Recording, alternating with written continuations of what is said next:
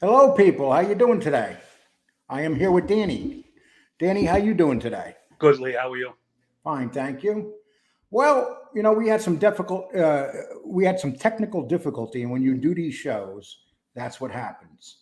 So the gentleman that was coming on today, we're going to have to do a phone interview with because he has poor service in upstate Wisconsin near an Indian reservation, and he has an older cell phone. So these are things that you hit. These are the hiccups you hit, and it's our job to figure them out. So what we figured out is what we're going to do today is we're going to call him, and we're going to get an interview. We'll probably bring him on in about 20 minutes or so. But let me say hi to some of the people in here. And we have some great pictures too of Mad Dog. Okay, Alaska 556, John O'Master, Brian Press, Bay Harper, Stephen Bally, how you doing? Aldo Fabrizio, Lakeisha Hollis, Sean Sullivan, how you doing? Donald, Ian Shepard, Just Thinking, Ray the Road Dog, Edward, Don Vito, how you doing? Edward Everett, Michael Hensley, History of the Gambino Family, Aldo Fabrizio, I said that name. I'm Seal Max Roofing. How you doing today, Seal Max? Seymour Scagnetti, Big Ticket, BEK Brooklyn, Carmine S. Quite a few people in here already. Slug, K-Mac, Billy Billups, Josh Lyles, Irish Mob. Let's see, Scott Lawson, A-Rock, Tony Hill. I don't even know if Tommy Stiggs, Irish Mob. How you doing, Irish Mob? We're going to give you a call, Irish Mob, so we can talk about doing a show together. Technical Terminator, John O'Master. Hey, Danny. Hey, Lee. Should be a great show. We hope it's a great show. Sometimes we get disappointed. We wanted this guy to be on here today live, but now we're going to have to do it over the phone. And he's still going to give us the information. We're just not going to see his face. He tried his best. We've been trying for an hour to figure it out, and no luck. Mert Fertilizer, how you doing? Gerard, Bobby Barbarian. Quite a few people here already. We're just about at 100 already. That's a quick way to 100. Okay, Danny. First of all, let's see. Real quick, before we start our show, I'd like to say one thing to Tony. Tony Pizza. I don't even want to really bring him up, but I'm going to bring him up for a minute. Tony, I know you listen to the show, so basically this is what we're going to make. Tony, if you apologize to me and Danny the way you've been treating us, we'll send someone to pick you up where you are and bring you back to your corner in New York, and we'll leave you alone. I think that's fair. Danny, do you think that's fair? Yeah. Okay. So that's our offer to you, Tony, but you have to apologize. You have to do a show with an apology, and we'll help you out. How's that, Tony? And that's it. You don't deserve it, but the fact of the matter is, and apologize to FBS too while you're at it. Okay. Okay, so I'm going to, Lee and Danny looking forward to, okay, Just Thinking, oh, here we go. You have to make a groveling apology. Okay, well, Just Thinking. If you don't like it, oh, well. Okay, so we're going to talk about, so give us the basics on Mad Dog Sullivan, Danny, before we bring our guest on. Well, he was essentially a gun for hire for the Genovese crime family and some others. Okay. I'm going to show you. So this is the guy when he was out in the, this is the guy back in the day when he was young. This is when he was arrested. Whenever he was arrested, they made a big deal about it because at that time he was the most notorious criminal. He escaped prison. He was the only guy to ever escape Attica prison up to that time. And basically drove out the front door of the prison. But we also got good pictures too that we want to show you. And this is him when he escaped and they recaptured him. That's the gentleman in the middle right there. And the gentleman that's going to be coming on and this is a picture of Mad Dog with his son. He spent a lot of times in prison. Uh, how much? And Danny, you knew him in prison, I right? did And how long were you in prison with him? 3 years, It's in the same. almost. So, how was he treated in prison? Was you respected or?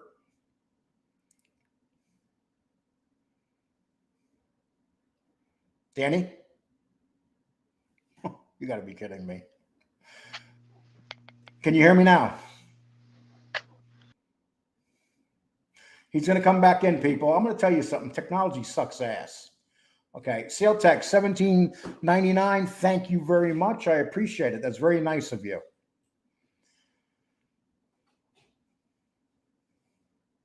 Okay. Well, basically in prison, he had a lot of remorse for the things he did, but he did so many things, people. I mean, they say he killed 20 people. He was a hired killer for the Genovese family.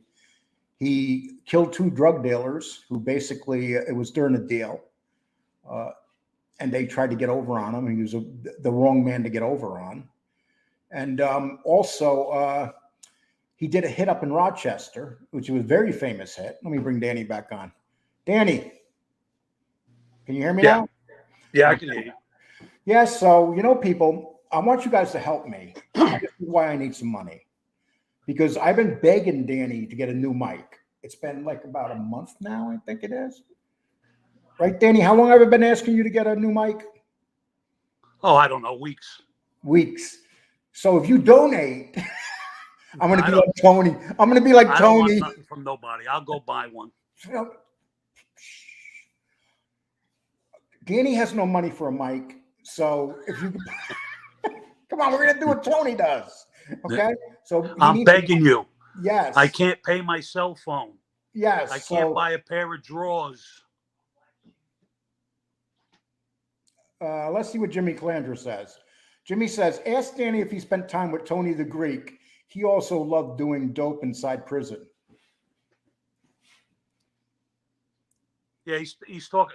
I was in the same place as him, but I never spoke to him. I didn't know him on a level like that. Okay. Thanks for the question, Jimmy. I appreciate it. Okay, $6.99 from Big Ticket, Danny's Mic Fund. $6.99 toward Danny's Mic Fund. Hey, this thing works. Okay, so Danny spotted the mic for $280.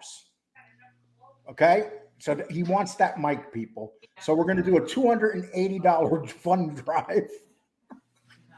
It works for Tony. Okay, let's read some of these, people. We're going to bring our guest on shortly, but I just want to read some of these things. And wait, first, let me show you some of these great pictures I have. This is the guy that we're going to bring on right here. This is him and Mad Dog Sullivan right here, and his name is Anthony. That's one of the pictures right there. This is another picture I did.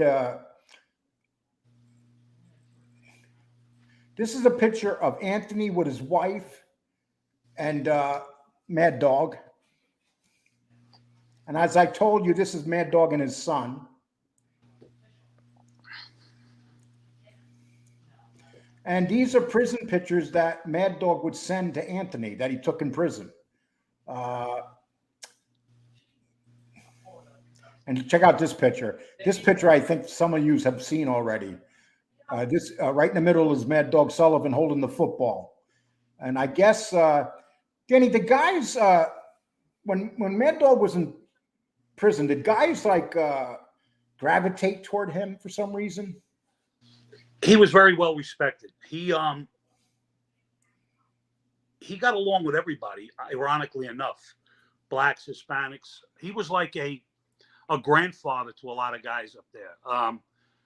I don't know if anybody is privy to this, but I'm going to let you all know anyway before my friend Anthony comes on and speaks about Mad Dog. Mad Dog later in life was very remorseful. He was very sorry for what he did. He condemned the things that he did. He gained a conscience after so many years, and he helped a lot of inmates. struggle through whatever they were going through. He was very well liked and very well respected. And let's see. Okay. And that's just some of the few pictures of him. He was a very photographed prisoner, and he had a lot of pen pals, and he wrote to a lot of these people. Yeah, he did. He had no problem writing to people, talking to them about their kids. And again, if anybody wrote him, he was gracious enough to write them back. He didn't even know them.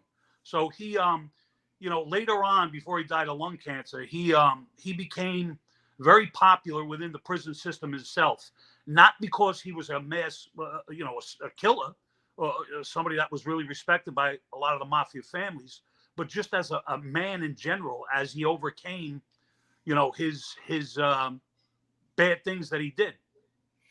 Vincent, even by the guards, they really respected him. Vincenzo, $40. Thank you so much. Thanks a lot, Vin. Terry Time, $20. Thank you so much. Thank you.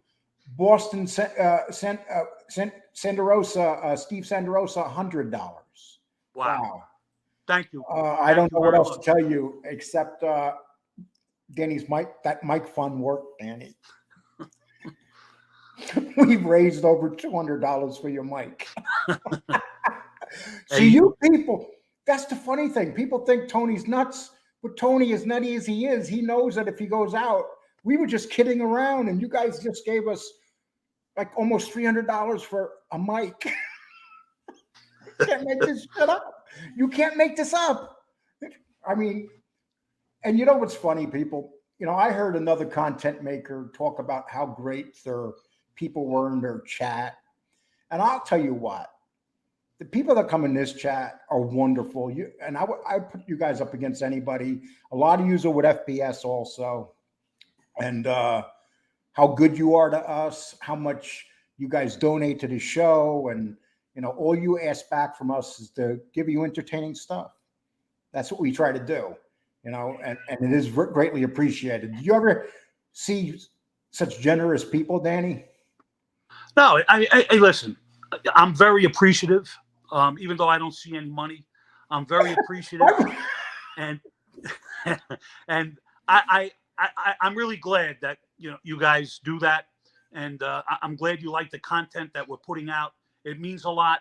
And I'm glad you're taking care of Lee for me. You know what it is? Now I don't have to hit him up for money. Now, actually, Danny and I have a deal. Danny, and this is the type of person Danny is. Danny said, you know what, Lee? You're behind in your bills a little bit. Catch up. And I'm caught up. I'm actually caught up because of this show and how generous you people are. And Danny says after that, he's going to want an envelope. So, and now I just pulled a ruse on you guys. I lied to you and told you that Danny needed the money for the mic when Danny has more money in the bank than probably most of us. But anyway, okay. But people, that's wonderful. And you guys are all going to get Gunsmoke pissed because Gunsmoke's used to coming on right in the beginning of the show and having a bunch of money sent in, and you guys did it. It's like a smacking Gunsmoke's face. Okay. He literally was the front man for Aladdin Casino in Vegas. I don't know who you're talking about there, man.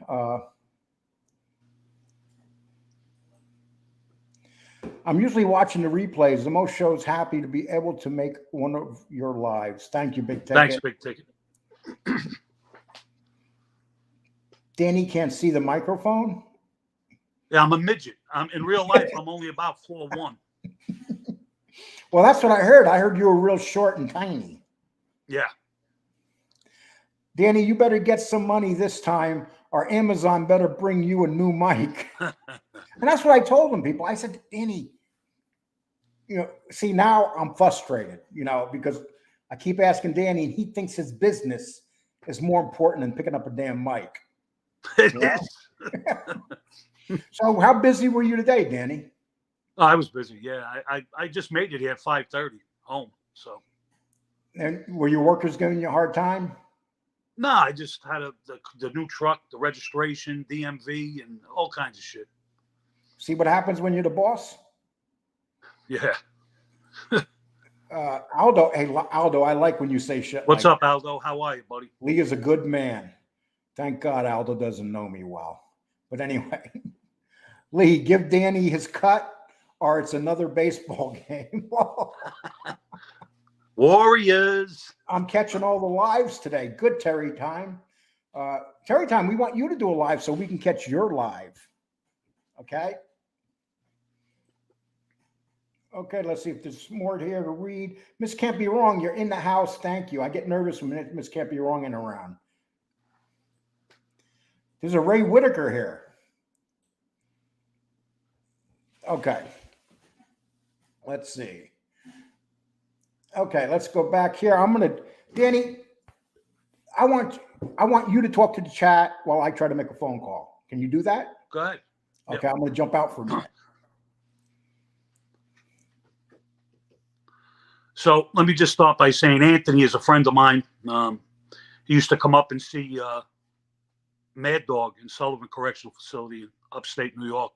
And he's a real good guy. He's very knowledgeable on Mad Dog, very personal and intimate memories and conversations with Joseph. And he's going to bring a lot of light to Mad Dog in a human sense. Not what everybody reads, although he has some stories in regards to Joseph or Mad Dog being a hitman, and the conversations he had with Mad Dog, and they're pretty interesting, and I hopefully you guys will enjoy them because they're really good. Okay, we have him on the other line right now, and let me see. Can you hear us okay, Steve? Yes. Yeah. Who's Steve? I'm sorry, not Steve. Anthony. So, Anthony, let me try to turn this up a little bit. I got to turn my phone up here, Anthony. Okay. Okay, speak now. Say something, Anthony. Can you hear him okay? I don't hear him. Good. Can you hear him? Nope. You can't hear him. Can you hear me? Oh yeah, I can hear you good. Danny, can you hear me? Danny. I can barely hear him, but go ahead. No, can you hear me right now? Can you hear me? Yeah, I can hear you. Okay. Okay. Steve, can everybody hear Steve out there? His I'm name sorry, is not Anthony. Steve. It's Can Anthony. you hear Anthony? Yes. Okay, Anthony, I want to ask you a question. Okay. So how was it that you met originally? How long ago was it that you met Mad Dog, and how long did you know him for? Well, I would say that I met him in person about 17 years ago. Right. And I met him through letters. I was in my early 20s. I'm 52 now, and I had heard a lot of stories, growing up in Milwaukee, Wisconsin, and being a bar kid, growing up in a bar business, and you hear a lot of underworld shit, so to speak. And his name used to come up and come up and come up and come up. And I was really kind of interested and kind of fascinated and to hear about this man and to read about him. And a friend of my grandfather's who was a cop, he said, write him a letter. I said, I don't know how to find him. And him with his resources, he says, here, this is where he's at. And I wrote the man a letter and told him who I was, told him what I did, made it very clear to him that I was not a fan, I was not a groupie, I wasn't a weirdo, and just talked about normal everyday things in a letter. And he, within a week, I got a letter back. And how long was it before you finally went up to meet him in person? Well, let's see. I'd say maybe 15 years later. And I had. and Anthony, did he start when you started talking to him and stuff? Did he start talking to you about the murders that he did in his life, and about the murders and the remorse he had? Kind of at not explicitly, not as far as the murders, but he talked about how he started to go downhill from what it did to him inside, mentally and psychologically. But he never went into detail about how he killed anybody. Why don't you explain what happened at the Rochester murder?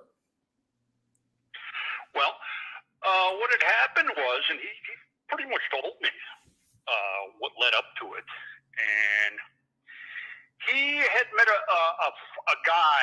He wouldn't call the guy a friend, not by any means, but the man's name, he's passed on now, was Brian Molise, and he was going to help Joe publish a book that he had been writing. And turns out this particular person was, excuse my language, a real piece of shit. And he had come to Joe and asked him a real bizarre, macabre question. He says he's got his wife, who he referred to as a big fat slob, her sister, I believe, and her little boy. And he had him insured a life insurance policy for triple indemnity on all three. And he asked Joe, he says, would you kill him? He goes, I'll give you $250,000. And he looked at him and he told me this. He says, I couldn't believe this man was asking me this. He says, just get my book back to me. He says, I don't want to, he says, you better hope this doesn't come back to me. Well, about 6-8 months down the road, sure enough, a grisly murder scene, a triple homicide in New Jersey someplace. And guess who got called on the carpet for questioning by the police? Joe. Kind of made him an accessory before the fact or after the fact. I don't know the legal terminology. And Joe was very, very upset by this. So he wanted to go have a little chat with Brian Molise and his friend, and he took his wife along because they were as cover because Brian Molise started to avoid him. So they went. He told Gail to go into the kitchen, go do something. I want to have a little talk with these guys. He pulls out a piece, puts a silencer on, and he shoots them both. Well, it turns out that the silencer was not lined up with the barrel of the pistol, and it misfired, and he just wounded the two of them. So they went running down the stairs. This was in the East Village someplace. Gail and Joel took off in the other direction, and right after that, they had survived. Joe packed a suitcase and he went on a run.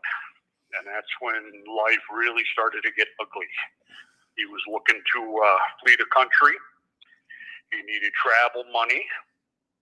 And this is where he hooked up with the boys from Rochester. Right. And when he killed those drug dealers in Long Island. Well, the guy. Let's stop at Rochester for a second. When he was in Rochester in December of 1981, he killed a guy named John Fiorino. Fiorino, yes. At the Blue Gardenia restaurant. That's correct. And did he tell you anything about that shooting?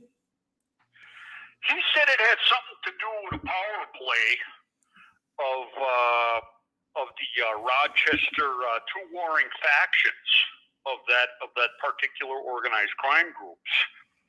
And from what he had told me, this guy was a captain in one of the groups, and it was a power play.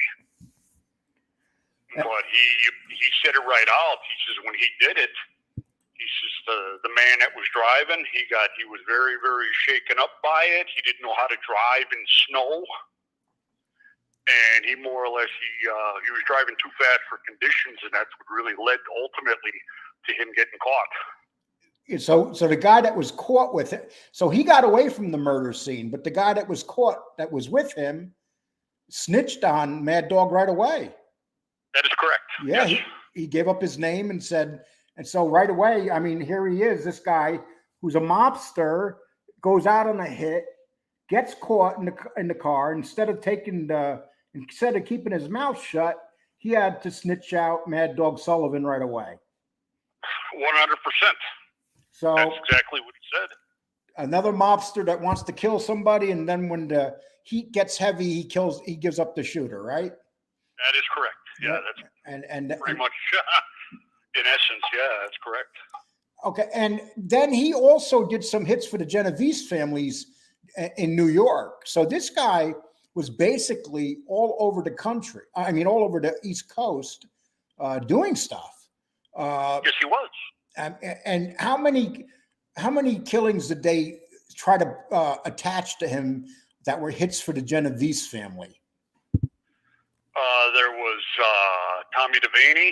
He was with part of the old Irish mob with Mickey Spillane. There was Eddie the Butcher Comiskey. He got him. There was Tom the Greek Capados. He said that there was the underboss who was getting ready to become boss at the Philadelphia family, Antonio Tony Bananas Caponegro, and that's really the ones that were really publicized. And as far as the other ones, he was taking out pretty big guys. Yeah, he wasn't taking out no small fries. He was taking out some major heavyweights. And why do you think he was able to get so close to these guys, but the gangsters had trouble getting close to these guys? For one, he was just very, very low key.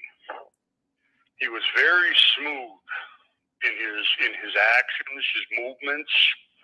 He was very methodical in everything he did. He thought about what he did. He trained, much like your special forces before they go on a major mission, like that. He got it down to the very minute detail.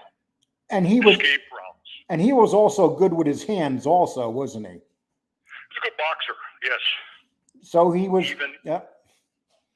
What's that? So he was pretty much a killing machine with a weapon or without a weapon. Oh, he was. He really was. He was, and yes, with and without. And when you met him, how long was it before he started telling you that he had a remorse for all these killings that he did?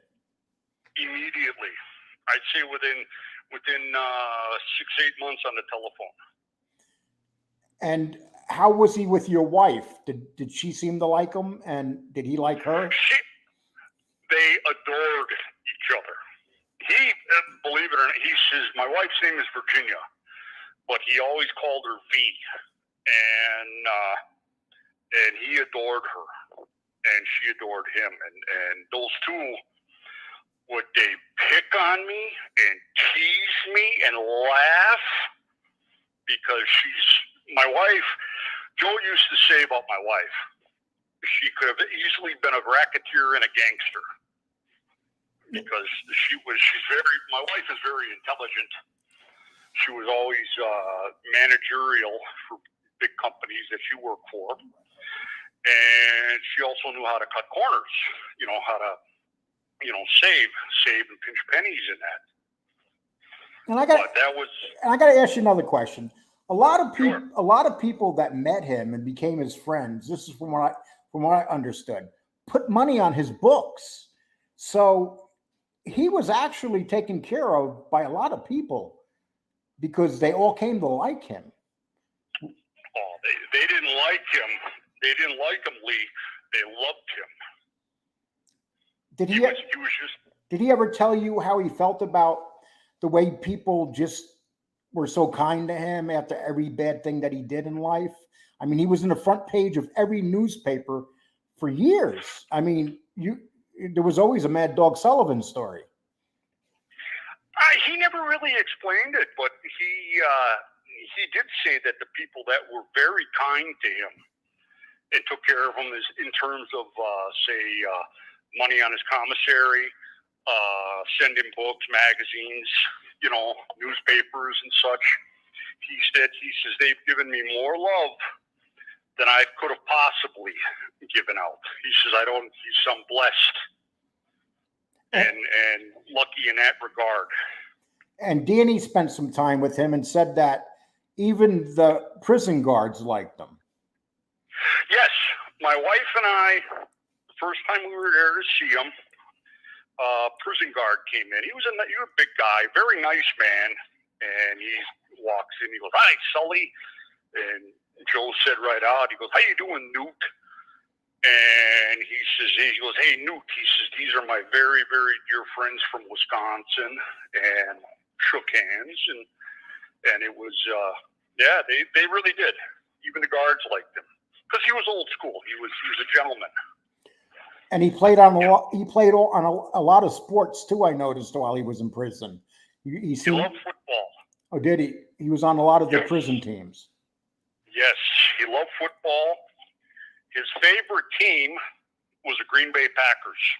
Good for him. And I used to send him pictures of old Green Bay Packers from the Vince Lombardi era, books, that were written by Jerry Kramer, Ray Nitschke, such.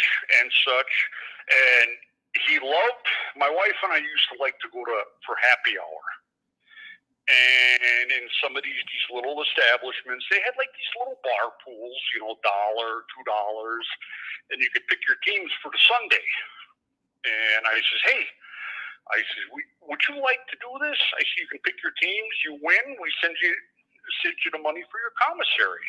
And it was little things like that he really, really enjoyed. Really enjoyed. That made his day. That made his week. And I want to talk to you about probably his most famous hit was when he was upset when Bruno was killed. Now, did he do that hit on his own, or was he hired by somebody? Which hit? Campanegro? Danny, Campanegro. Yeah. That was ordered by Genovese. That was ordered, and that had to do with the Bruno hit, didn't it? Yes, because they didn't get an okay. That was pretty much how it was explained to me by him. He said it was. Did he have a hard time getting to him, or was it easy for him to get to him? He said it was a piece of cake. He just came out of a back room and he popped them. He hit him like 14, 15 times. Because he said he was just a big guy. He was a big man, like an offensive lineman. So this guy, when he did a hit, he was very thorough. Oh yes. Escape routes. Get rid of the weapon. Get rid of the clothes. Take a shower. Clean up real well. And then go on a little vacation for a while. Now, what would you say if you had to give like a memory of him? What would your memory of him be? A father figure, a mentor, a confidant. What not to do? How to be a man? How to be decent? How to be respectful, how to be a good man, do the things he didn't do. And he impressed that on his sons, on his grandkids, and he impressed it on me. The first time I met him, he pulled a card out of his pants. I think it was for my, I was in my 30s, and it was my birthday weekend. And he pulls it out of his pants, and he's reaching in his pants. And I would always talk goofy to him. I mean, just off the wall stuff. And he's reaching in his pants at the table, and I says, "Hey," I said, "are you bent?" And he gives me this look, And he just this real stupid look, like shut up. And he hands my wife a card, and when I read the card, I cried. He says to my dear friend and my third son, and that really hit me in my heart. And that's what he meant to me. When did he? You know how they say that the killers usually have those deep, dark eyes. You could see. Did he come off to you as a killer, or did he just? Would you be shocked if you never met him before? You'd be shocked. You would be shocked. You wouldn't think anyway. Otherwise. Do you think this is? Do you think this is? I'm sorry. Do you think that this is why he got so close to his victims? Is because he didn't look like a killer? Oh, that would be correct. Yeah. I mean, he had like a greenish eyes. They had color. He had, my wife would say, happy eyes. Right. And just believe it or not, I mean, you'd look at him, and you wouldn't think otherwise. You'd keep on walking. He'd be sitting in a restaurant or something, just a nice man. Leave him alone. Okay, well, you know what I'm going to say to you? I'm going to say I appreciate you coming on. And what I'm going to do is I'm going to invite you to actually come back on once you get your situation taken care of. But I appreciate the information you've given us on the phone today. And Lee, I got one more quick story. You'll go for it. For you. Hon, are you on? Yep, we're on. Go for it. No, my wife on the other line. I got to get her on. This is actually kind of funny, but one second, pick it up. That's the story with the jewelry.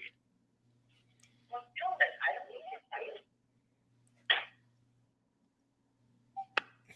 So anyway, yep. Joe and 3 or 4 of his friends robbed somebody of jewelry,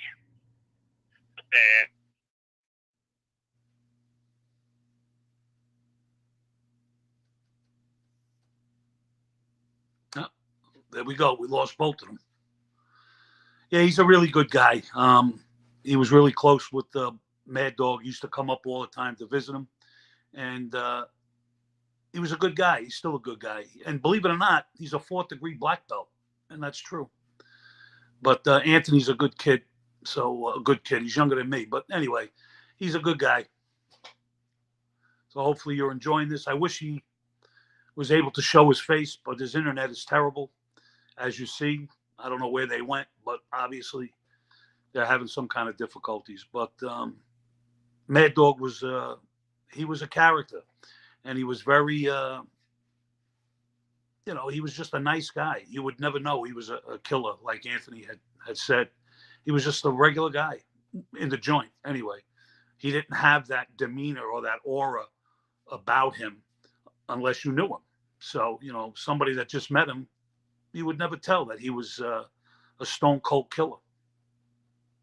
But he definitely was. And, he accepted what he did. He had remorse for what he did.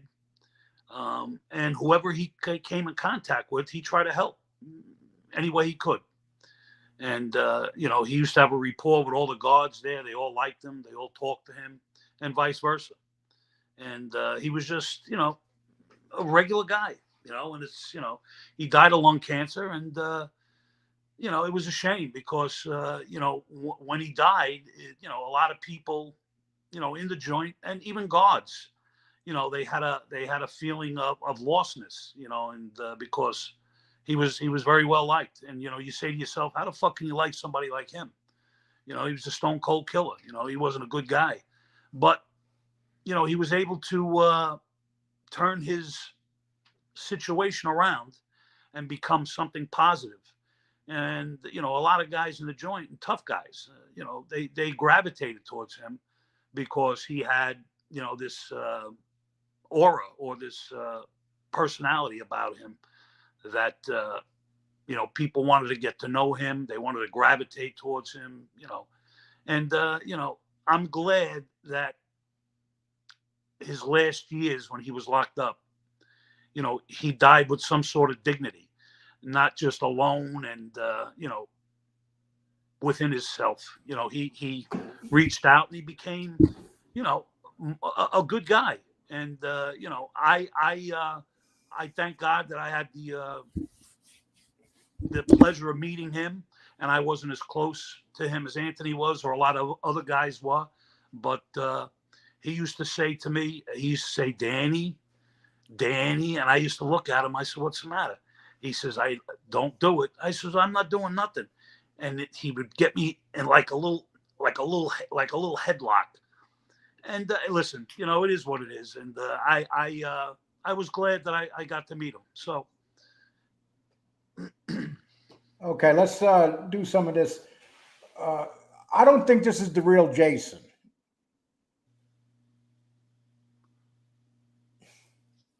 I hope it's not. Okay. MC, Living a Dream, thanks. You're the one reason. Can you hear me okay, Danny? Yeah, fine. Okay, listen, people, whenever you have technical difficulties, and I had that just now, and with him in general, because of the fact of where he lives, we did the best we can. It's hard to talk on the phone and put it up against the mic like that and use it like that. We had to decide, Danny, we had to put this together at the last second once we seen that he couldn't get on. And unfortunately, these are the difficulties you run into sometimes. Thanks, you're one of the reasons I like bullshitting in the chat. Well, people, that's what the chats are for. Uncle Lee, we miss you. Listen, any of these Whitakers come in, just put them on timeout because Lauren Whitaker's here too. Unbelievable. That's just the trolls messing around, Danny. You don't like that, do you? The hills have eyes. Mad Dog was a type that would mess your ass up. Did you ever see him get into fights in prison? No. I've never. I never seen him get into an argument. He was always I don't know. It's weird. He always had like just a friendly atmosphere around him. Fair play, Danny Lee. Always have it. We try to have interesting guests. Believe me, we're disappointed we couldn't get him on today for you, but we did the best we can, and that's what we'll do here. And people, we have some good shows coming up, and we're in negotiations with somebody that you're not going to believe that we're going to have on. Believe me, you're not going to believe it. And that person's probably within the next 4 to 6 days, Danny. We're not going to say the person's name, but were you kind of surprised that they were interested in coming on, Danny? And what did he say about me, Lee? Why don't you tell the viewers what he said about me? He said that you look like a lovable, huggable teddy bear. Actually, you know what it is about Danny? People don't know much about him, and then they research him, and they see that Danny is real. He's not fake. You got a lot of fake people on here. And when people check up on him, they understand better.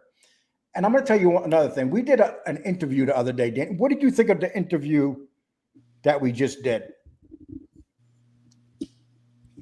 Danny?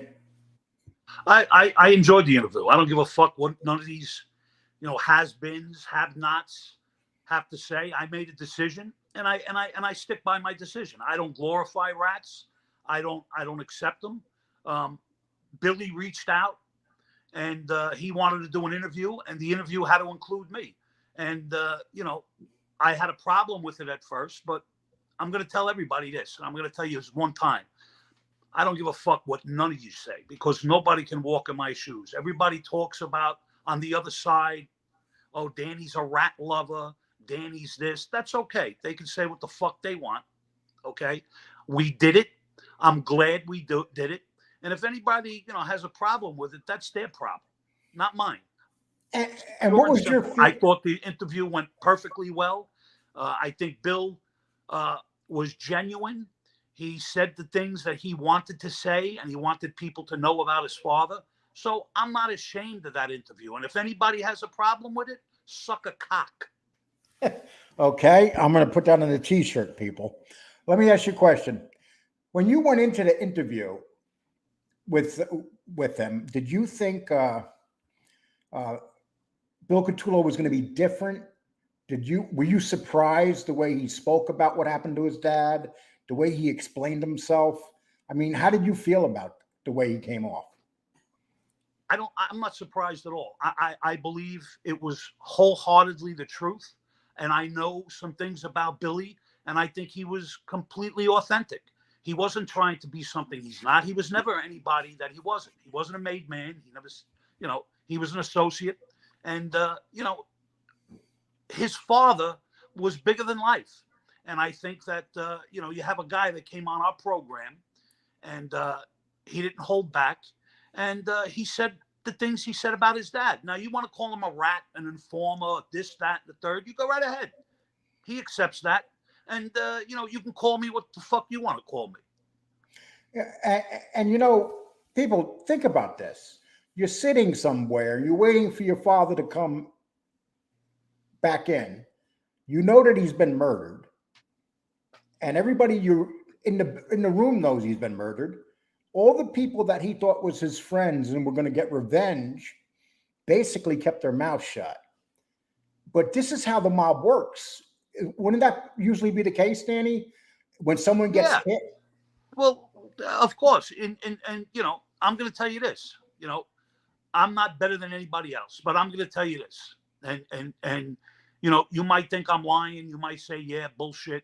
But everybody has their own theory on what they're going to do. Now, me, I know what I would have did. Billy did what he thought was best to do.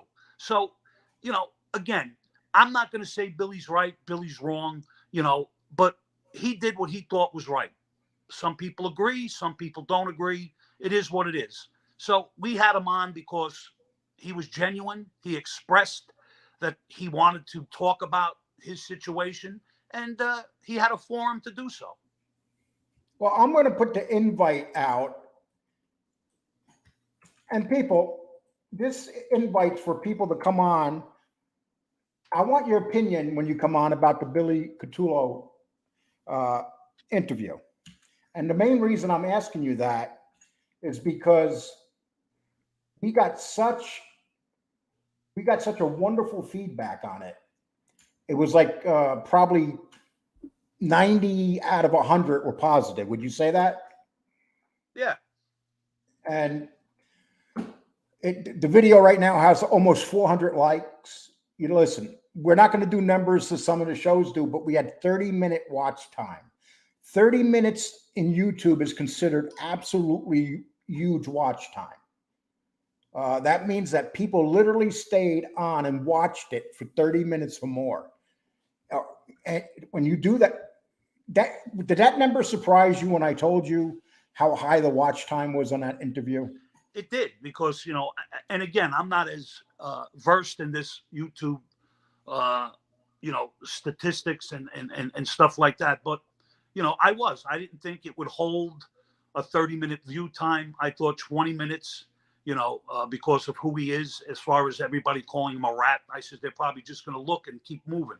But to his credit, he was authentic, and people gravitated and they like to listen to that.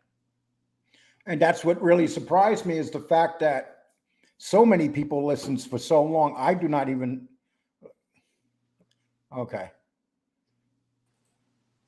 Raymond? That's the Whitaker. That's Whitaker. You let a Whitaker on. Yeah, I got a Whitaker. I figured I'd give him I'd give us a good little laugh. Okay? Look, he didn't pull his prick out. A Whitaker prick. Yeah. See, people, we believe in a little fun. He didn't come on here and curse. I'm honored that the Whitakers are coming on here. See, the trolls are really happy right now because they actually have something to do.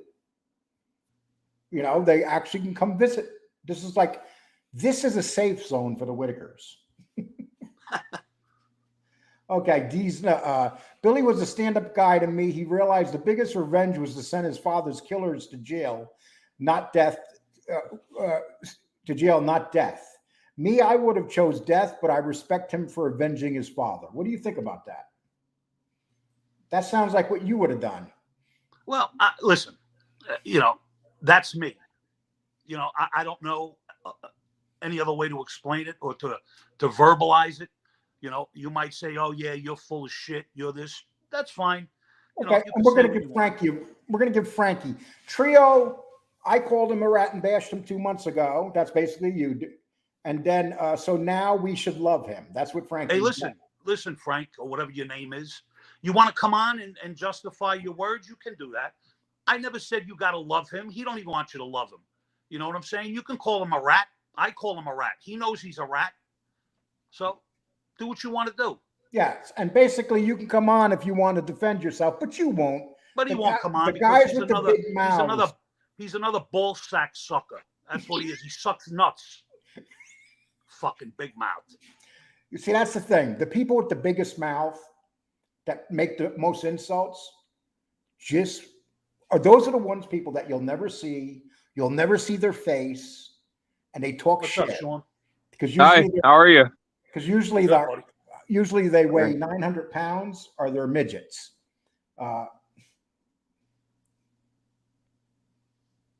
Okay, CK says, just because, Sean, how you doing, by the way? Hi. I appreciate you coming on. Are you No on worries. today? Yeah. Good. Just because Danny feels one way about people that have cooperated doesn't mean that he can't interview them or act accordingly around them.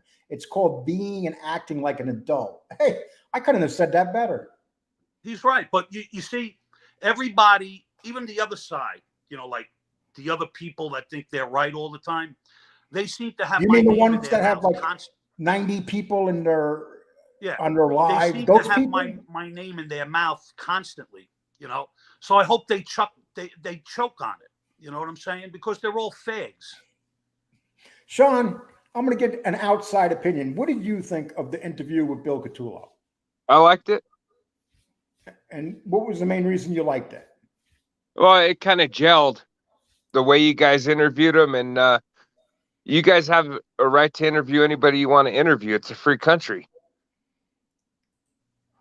Lee Cole, I don't care for rats, but it was a good interview. Thank you, Seymour. You know what it comes down to? People, you have to understand. I had to work on Danny to do this. It wasn't something that Danny... And to Lee's credit, Lee's not lying. Listen, I didn't want to do it. I'm going to be honest with you all. However, the next day, I said, why am I not going to do it? I know people are going to start saying certain things and this and that, but it only goes to the channel. And it goes to you people.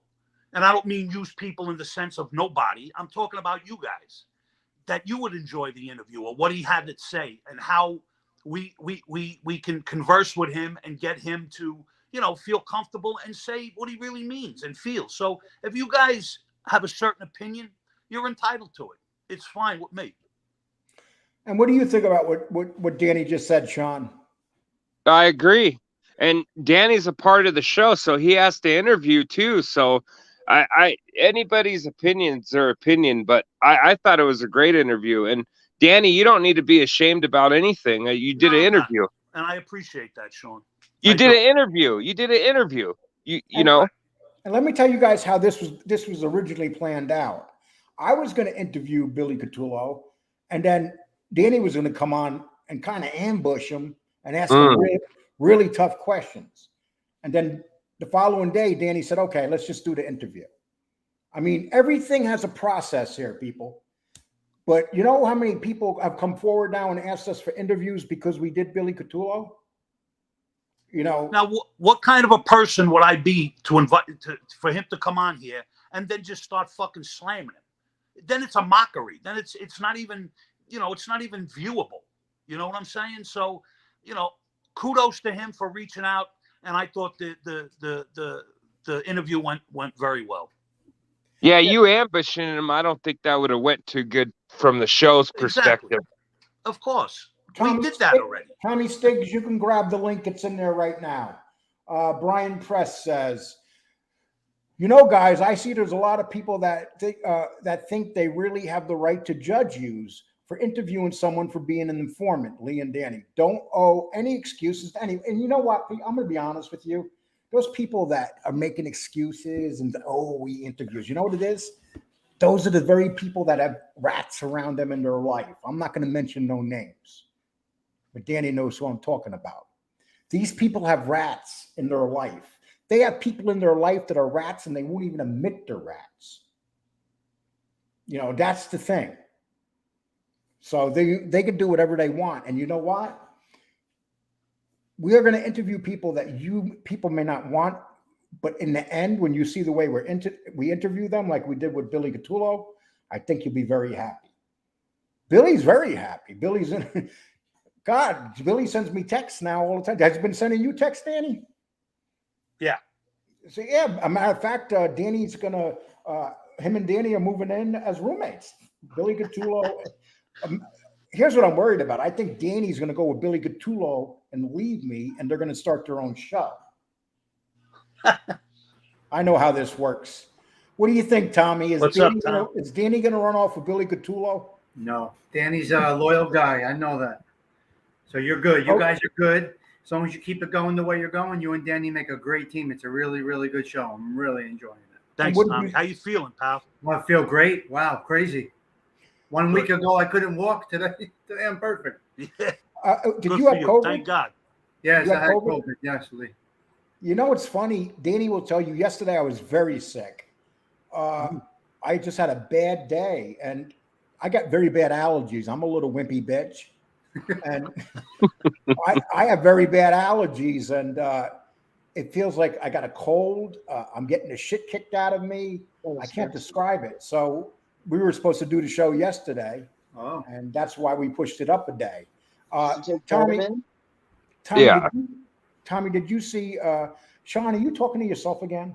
No, my girlfriend asked me if you take vitamins. She heard that you were sick. Yes, I take a lot. I do.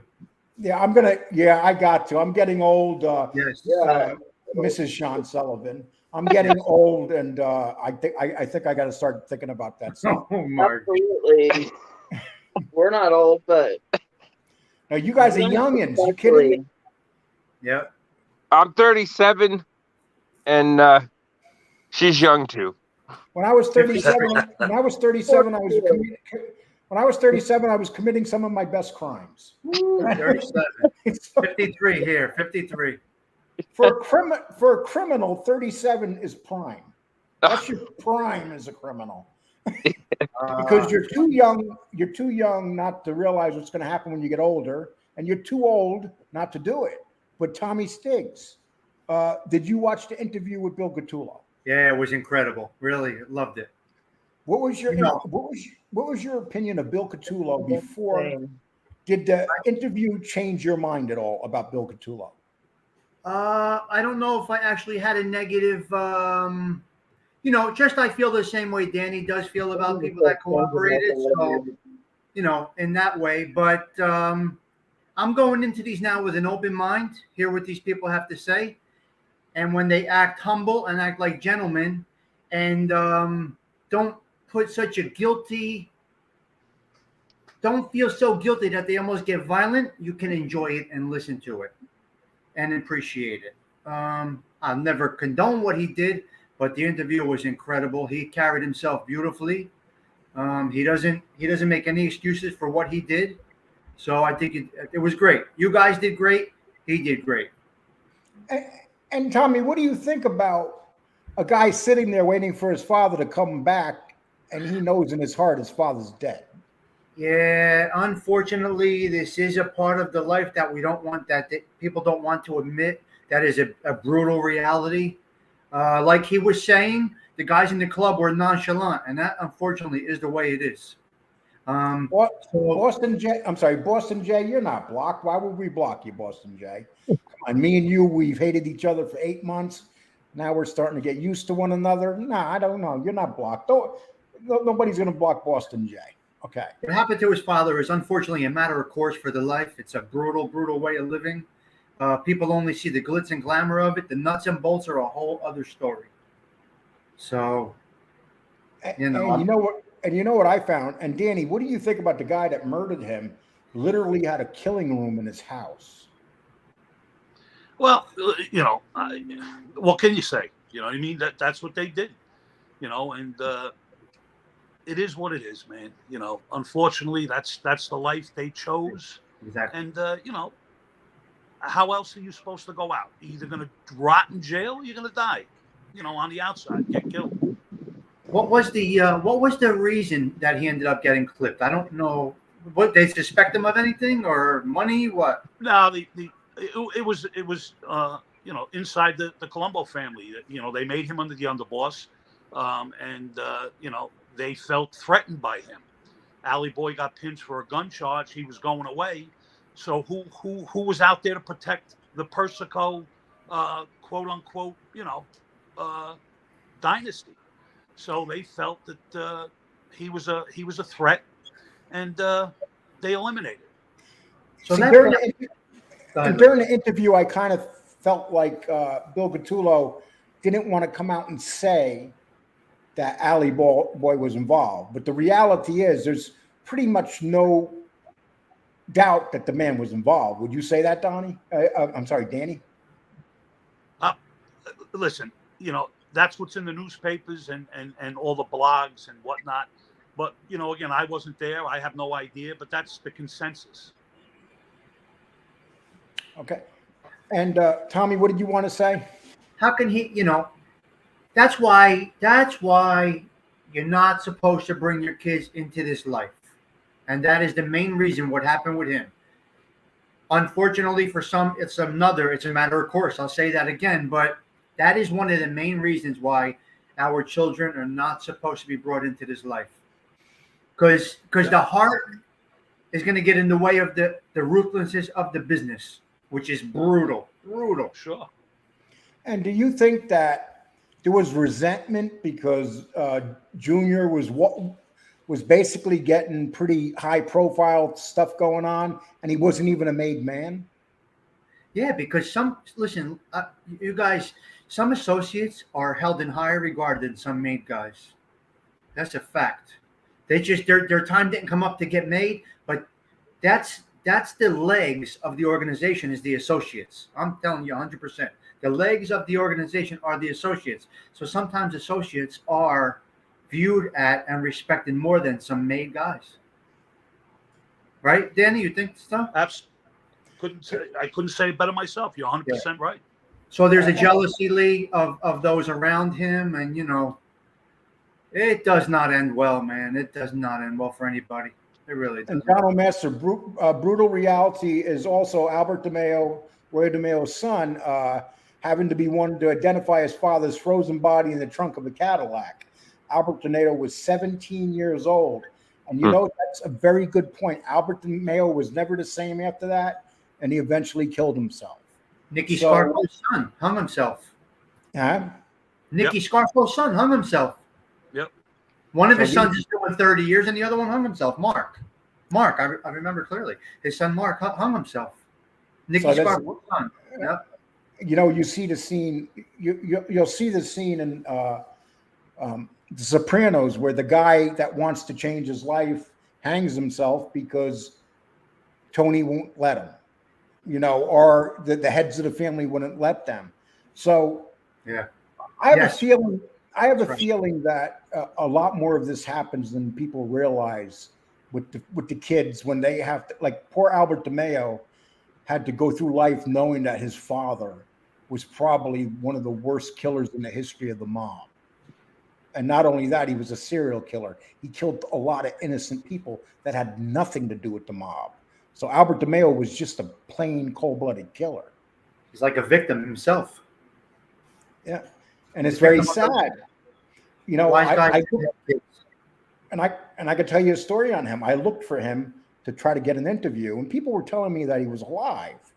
And then all of a sudden, I started checking up on him, and it was Tony, who does the blog. He said, "No, Lee, he's dead." And so I tried to get a hold of the wife. I left some messages. I got her phone number and stuff. She never called me back.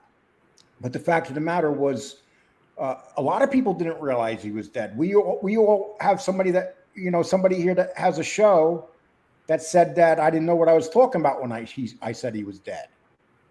But he was dead. That's how little people knew about Albert DeMeo up to that point. They didn't even realize that he killed himself. Oh man, that's crazy. That's terrible. Yeah, So yeah, so, so the kids they shouldn't bring their kids into this life, but it's hard. The draw is very difficult, and for him, his relationship with his dad was more than a fully functional, normal family. His relationship with his dad was that of every boy's dream. Really good relationship with his dad. You know, and I could talk to Danny about this because Danny has your son's at that age me too. where he could easily turn the corner, right, Danny? Same thing. Oh, sure. I mean, any kid could, but you give them tools to believe in and to maneuver with, and you hope that they take heed to what you try to do for them, and that's the only thing you could do. Right. And what do you Danny, think on that, Sean? When you hear this stuff, what do you think? It's crazy. Oh, I think about when I was a kid and my dad trying to school me and give me great information, and Danny's son should be proud to have a father like that. To basically, Danny's not going to steer his son in the wrong way. I'm not, and I don't, I don't know. I'm not going to go into it, but you have kids, you love them, and you try to do the best for them that you didn't do for yourself, if you can understand that, so. Danny, here's what I'm coming across now. Check this out. You and I have had our history involved in that life, right? Sure. So our greatest fear is our kids getting involved in it. Now, fortunately and unfortunately, our kids see that we're doing pretty well now as adults going through the shit that we went through. They see that, and they may think to themselves, well, our dads went through it. We can get through it. They're doing well now. Where's the harm? So you got to keep your foot on the pedal. I do it all the time, Danny. Right. My son got approached to get involved based on my reputation. He called me immediately, and the lawyer is there, and he's like, well, Dad, you're doing good. Just stay on the straight line.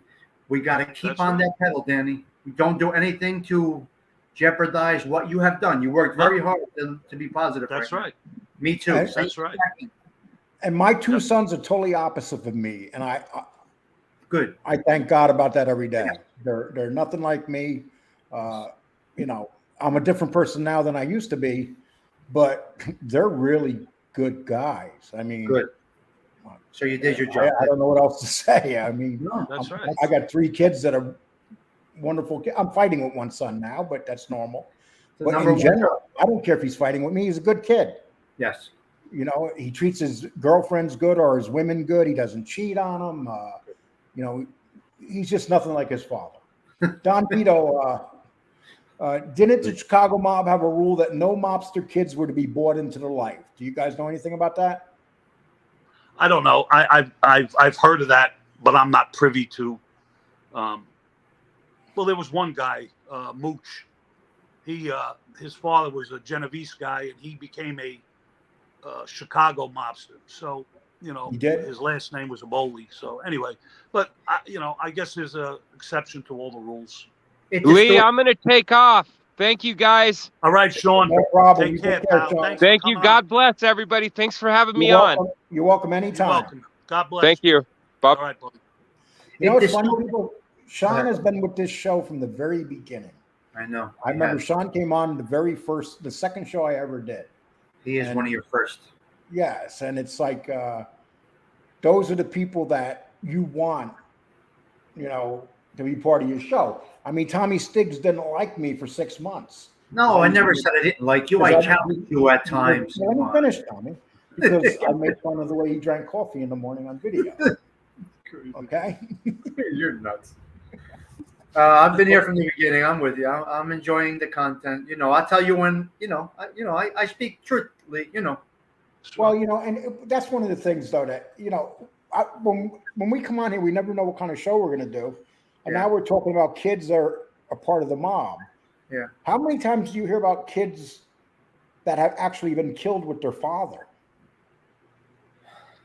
Because Roy DeMeo did that. He killed a gangster, he killed the father, and he killed the other brother. I'm going to say this.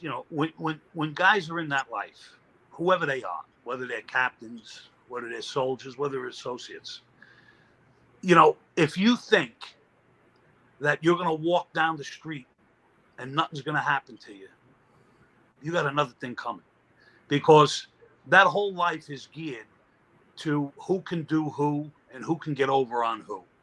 There's very little loyalty, and if there is, it's very minute. And it's sad, because at one time, it was a different ball game. Today, unfortunately, them rules and all that other bullshit is obsolete. Let's read some of these things in here. It's not good, Danny. It doesn't end well for anybody. No. I've always bent the law. My daughter is a crime fighter. That's just how it goes. A soldier bending the law. Can you imagine that, Michael Hensley? Oh, my. But it means he did his job as a dad. Read the book On the Run, A Mafia Childhood by Greg and Gina Hill, Henry's kids. They were so sick of dad and his degenerate ways, and Goodfellow, book. And you know what, John? Henry Hill was probably the biggest scammer of all time when it came to creating his legend. To think that Paul Vario would have Henry Hill hanging out with him at a party in the back of his yard.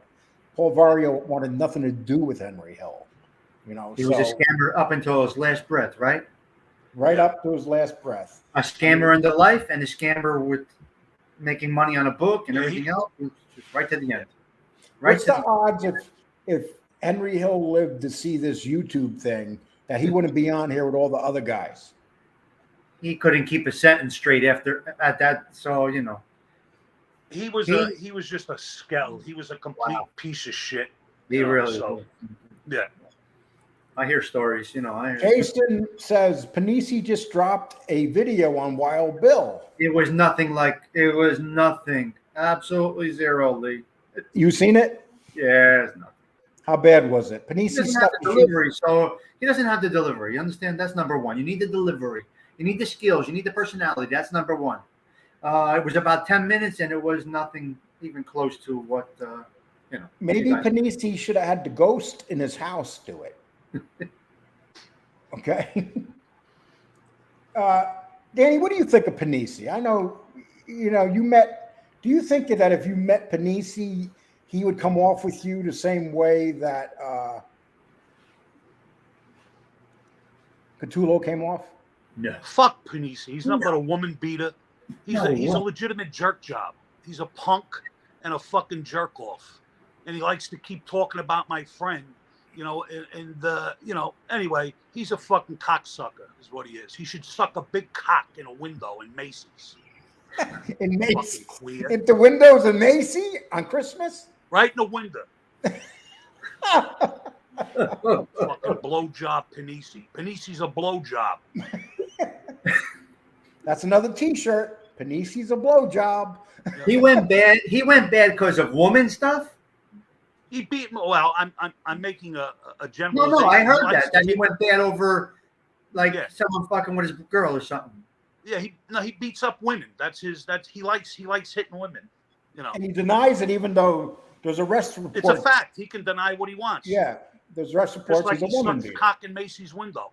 He could deny it. What was his breaking point? What made him go bad? Does anybody know? Yeah, the cock was too big to put in his mouth. Oh God. Yeah, the ghost told him. Got a revelation. I gotta mute myself. Panisi blew the ghost. Okay, it's out now. Everybody knows it. The lefty DA says Tony really. No, I'm sorry. Danny, really tell us how you feel, Danny.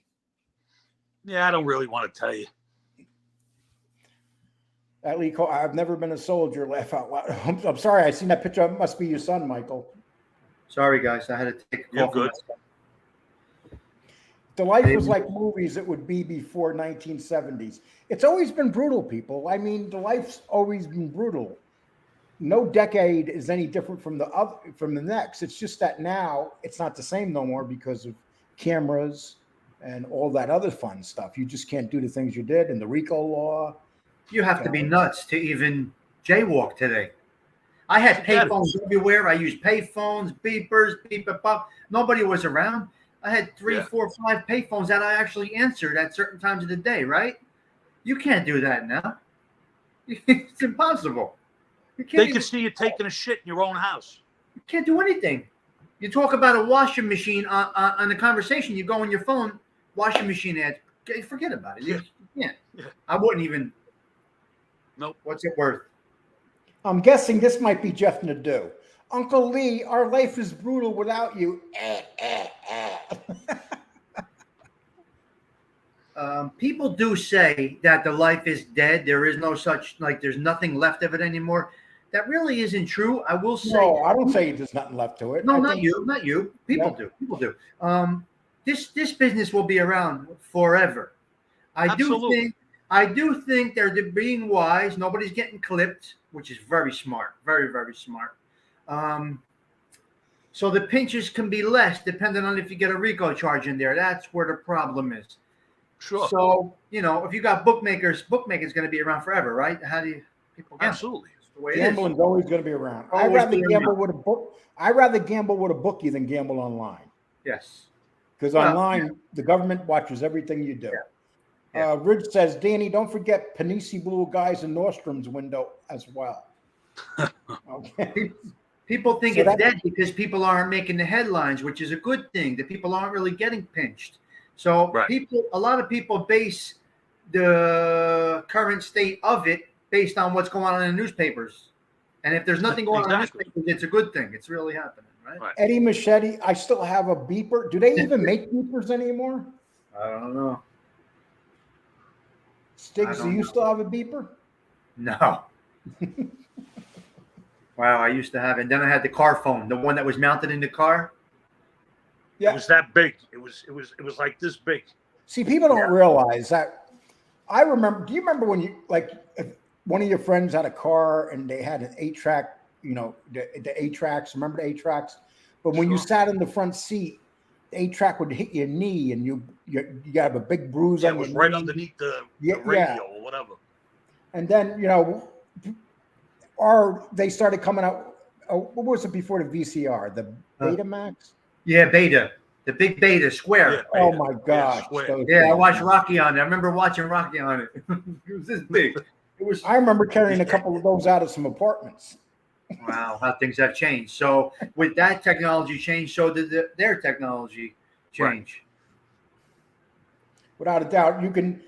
Okay, let's see. Rick says, "Good show, Lee and Danny, Tommy. That's life is only trouble and loss. Close family and friends. I know and still feel this.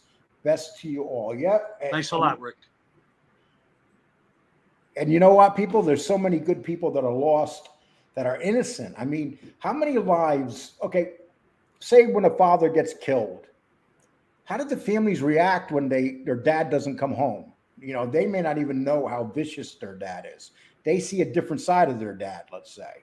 We have known killers from our neighborhood take us out for ice cream after ball games. And then they got dressed and went out that night. We come to find out later, this one guy has 9 bodies. He was our guy, bought us hot dogs after our baseball games and took us for ice cream. The whole neighborhood. It's crazy. But so when it happens to somebody like that, Lee, it's just crazy. Don't you find it amazing that people can have lives like that and turn they're killers, they're cold-blooded killers, and they can just turn it off and go home with their family at night and be someone else? And they do. And that's the skill. That's where the shock comes from, that family, because that man didn't show a violent streak in him or anything like it. He was a gentleman at home. He went to the kids' Little League games, right? And then at nighttime, got dressed, went out, and did whatever he did, man. Totally too much. So, Lee, those are the ones that are really in shock when their dad gets clipped. Danny, when you went home, did you still stay grumpy? Yeah. You were grumpy day and night. Yep. Come on, look at he's smiling. Leave him alone. Well, I seen some pictures of you from back in the day, and you got big smiles on your face in those pictures. So Yeah, well, they were good days. when you were out in the street, did you find that you were happy more or not? Yeah, absolutely. It was a different era. It was a different I don't know. It was a euphoric feeling, being around guys and being involved in certain things. It was like I don't know. It was a weird feeling. You felt like who nobody can fuck with me. That's how you felt.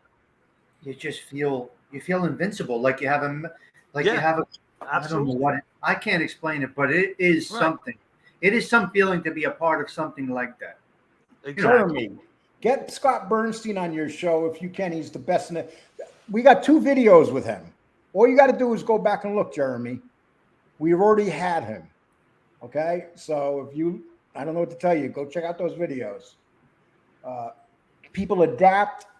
People got powers. Okay. Yeah. No, I have a beeper. So as the backup, a reminder that if I send out to guys, they drop a cheap beeper in the concrete. It's no big deal. A phone is a different story. Of course, we all have phones also. Okay, that makes a lot of sense. Thank you for saying that, Eddie. Nice, Eddie. Chad, yes, Tommy is right and still is still around the light, but you will never be like it was a light of white power crime. More Like it was. Yeah, more or less the killing. Yeah, no killing, no more. Yeah. Killing is when they come down. The only people that can kill now are the people that are, get out of jail like in 6 days, 7 days, and the stuff going on in New York. Yeah. But if you're a gangster and you do it, forget it. They're going to bring your ass down. Yeah. Oh, this guy's lying out his ass right here, Robert. Danny Trio is a good guy. Thanks, 100, Bob. Appreciate 100, that, 100, 2 beers, a happy face, a thumb, and a arm. I never get emojis like that. Harmonious. You know what? I was teasing. I was teasing Danny the other Start day. coughing up some money, and you'll be all right. Danny sent me a message the other day, and there was a smiley face and a heart in it, and I was like, "What?" You learn.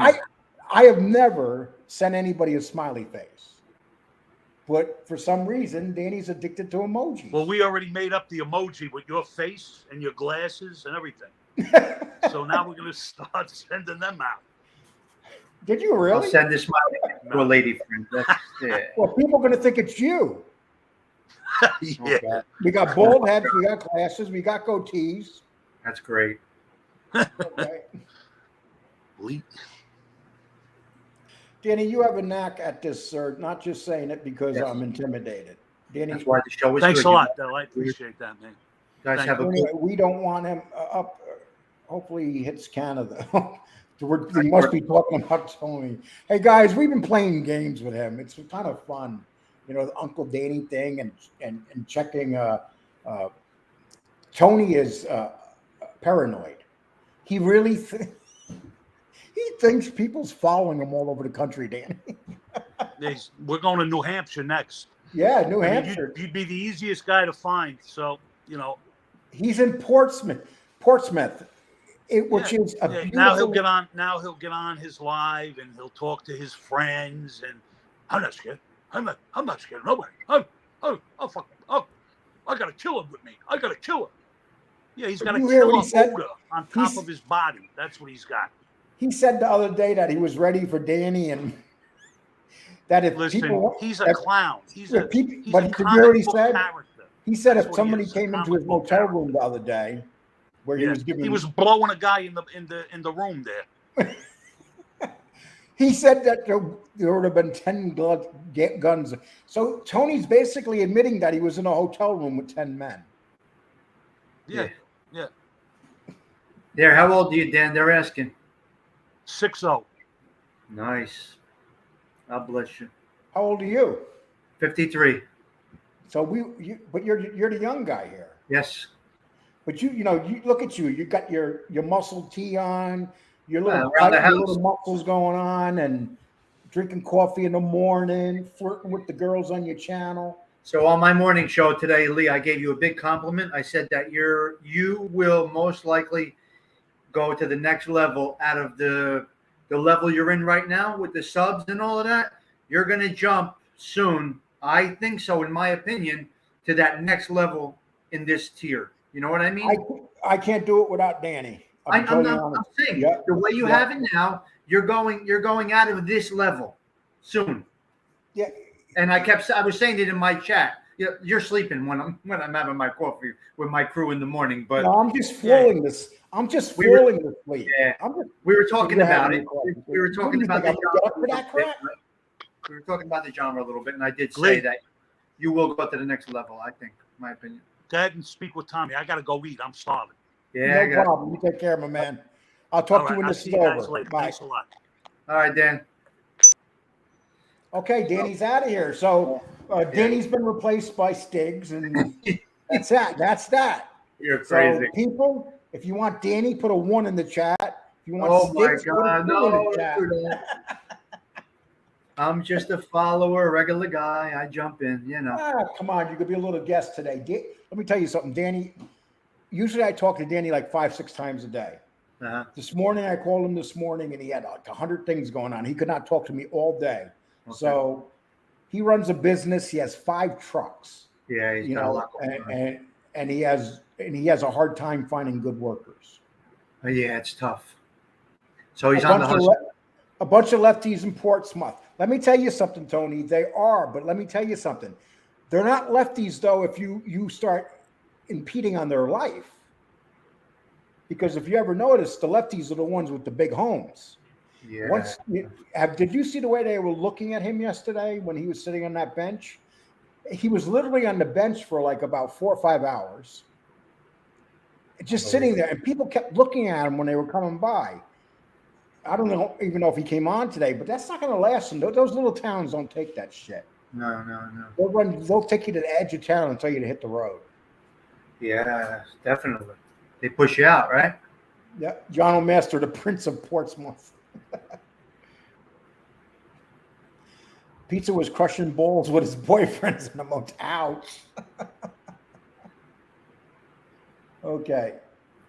So what do you got? What do you got here? How many people watching your show today? How does it work? Well, we've been over 200 for a while. We're at 184 right now. Good for you. You've had a couple shows at 184, right? No, I never get that high. What's the highest you ever got? Nah. Oh no, 60-ish maybe. I don't got much. Hey, listen. But for someone who does, I do a half hour every day. I just hit 690 today. So with no genre or content. Just So you have 690. Hey, people, 690. he needs 310 people to get over there and sub. Even if you hate his guts, go sub. 690. I hit today. I think I hit today. I'm pretty cool with that. You know, for someone that has no real, just we talk about everyday life shit. You know what I mean? You know, people, today we hit 4,200. Wow. And you know, the most amazing thing, 2 weeks ago, we hit 4,000. So in the last 2 weeks, we picked up 200 more subs. So the way it's going, you know, you're going to get there. 200, you know, we're averaging like almost 100 subs in the last month. It's been 100 subs a week. So you're going to be in a different league soon. I'm telling you. I know it. I could tell it. Just got to keep doing it while you're doing it. People like it. People enjoy it. And we try to throw some comedy in. The stuff with pizza, it's comedy. Do you think we listen to him? Do you think that we take him serious? Whatever works, you go with. From what I understand, you got about 2 or 3 minutes to grab the audience. Yeah, you know something. The most and they'll say this. That makes sense or no? Is that true? When you drop a video, you got to grab them in the first 1 to 2 minutes. If you don't grab them, you know, once you have a loyal base, they'll hang around. Yeah. But if you don't grab them in the first, and that's why they'll tell a lot of people, don't do openings in your videos. You know how some people do openings? Because a lot of times people don't like the openings and they leave at the openings. YouTube is a very strange business. You learn more and more every day. And the reason that this show is starting to take off is because I was willing to make changes. You know? Yeah. And so you probably want to you got to go out and find a partner. You know what? I got a good one for you, Tommy. You should ask Tony to be your partner. Oh Tony my God. Pizza. No, I'm Can good. you imagine you and Tony in the morning having coffee? I would definitely interview him. I would have no problem with it. I would get into his brain and see what's going on. I have no problem with that. But partners, no. Yeah. So Tony Pizza said New Hampshire cops are Nazis. I guess they woke them up in the woods or something. Somebody asked me who the most feared guy was when I was on the street. In my area, probably there were so many in North Jersey, but Pee Wee DePhillips was one of the strongest, most feared guys. He clipped Pussy Russo in Long Branch, him and Anthony DeVingo and Joe Zarro. So I would say Tommy Pee Wee DePhillips was one of the most feared guys in the area for the Genovese guys. Okay, great show today, Lee and Danny. Also enjoyed Wild Bill's pre-show. I really enjoyed that. Thank you so much. I definitely wanted to comment on that. I did enjoy it. Tony Ducks is agreeing with you. Hey, Tony, is that your car, man? That's a sweet-looking car. I agree with Tommy Stiggs. You guys keep up the interviews and content coming. You'll keep Exactly. growing. Just keep doing what you're doing, Lee. I know you're going to the next level. Okay, great show today. Okay, I already read that. Ridge. You that one too, yeah. You got that. See, it's good when you When entertain a the video chat. drags on for 5 minutes without getting to the point, I often click off. Yes. You know, people say, when I say to people that, you know, the average watch time on here is like 2 to 3 minutes. If you Okay. have a good show, it's like 8 to 9 minutes. Oh, okay. This show averages 20 minutes or more, which is great watch time. We always had that. I would rather have 4,200 subs and 25-minute watch time than have 10,000 subs with 3 minutes watch time. See, you That's follow it. all the analytics. I don't understand much of it. You know what I mean? Well, I know you're that I got a notification that I did a video at Richie the Boot Biardo's house. I went on his property with my tablet, and then all of a sudden I got like 1,600 views out of nowhere. And then I got other, you know, small videos that have 30 views, 60 views. This thing got like 1,600 views because I guess they saw Richie the Boot. I was on his property with my tablet, and it got like 1,600 views. It's crazy. But see, that's the thing, Tommy. And this is why Tom Lavecchia is very suspect, because a good show is consistent in their numbers. We consistently have 2,000 or more views. You'll see Lavecchia put out videos that have 200, 300, 200, 300. Then all of a sudden one shoots up to 50,000. It's impossible, people. It just does not work that way. Consistency is everything in YouTube. Your numbers are consistent. They don't fluctuate that way. So how did that happen to me, Lee? I have no idea how that happened. No, that happens. That's called you got in the right algorithm. Okay. That happened to me one time with Sammy Gavano. Okay. When he got sick with COVID and I did a video on it, Yeah. I did 4 videos on him. Okay. And within those 4 weeks, I got 50,000 views. I mean, within 4 days. Gene Barillo, people hate him, people like him, but Gene Barillo gets you views. Gene Barillo has more power than John A. Light or any of those other guys. I put Gene Barillo up last week. I did 3 interviews altogether, 30,000 between the 4 videos I put up on him, 30,000 views. You know, and 2 of them were 1-minute videos. Yeah, I noticed that. The shorts get a lot of time. And the shorts also bring you more subs. Okay, I So explained. it's good to make shorts. So Tommy, when you do those famous I do videos shorts. in the morning, when you're looking in the when you're looking in the mirror and you're waving your head back and you're drinking the coffee, 1 minute, put it up. Wow, that's crazy, huh? Almost still 200 in the chat. I have to admit, you guys are coming a long way, Lee. Right now we have 169, but it's getting later. And listen, people, I'm greedy. I don't realize when I have 169, 165, anything below 150, I get nervous. Yeah. There was a time that there was a time where I would wish I had 150. Let me ask you a question. Did you ever feel when it started to go up that you had to produce now? Like, okay, I'm at 50. Oh, shit, now I'm at 100. Oh, man, now I'm at 150. I got to really bring my A game. Did you ever feel like that? If you don't bring your A game, people aren't going to watch. You just went with it. Just went with it naturally. You got it, yes. That's why we go out looking for people. And that's why we have some interviews coming up. when we had Billy Catullo, all of a sudden people that are pretty popular started sending emails saying, "Oh, I like to come on your show. I seen Billy Catullo. We liked it," because they realize they can come on the show and we're not going to bury them. I think you have the blue collar feel, and that's why. If you understand what that means, that blue collar feel, like they don't feel like they're in a different. It's a down to earth show. I think that's just an opinion. It's like Tony Pizza. He has the blue collar feel because Tony Pizza. Everybody knows Tony Pizza's out working. He's a working man, Tony Pizza. Yeah, you have that. You got you and Danny have that way that makes it down to earth people feel, makes them come in. You know what I mean? John hate him. It's the Jerry Springer effect, Lee. People watch Gene because they want you. John, you hit it right on the way. Yeah, of course. People love to watch train wrecks. Exactly. Why do people still watch Tony even though his show's horrible? He doesn't have any content whatsoever. Why do people watch Tony? Because he's a train wreck waiting to happen. People want to see that train hit the wall. And they know with Tony, sooner or later, that train's going to hit the wall, people. There's no doubt. Something's going to happen with the whole Tony things. It's going to turn out bad.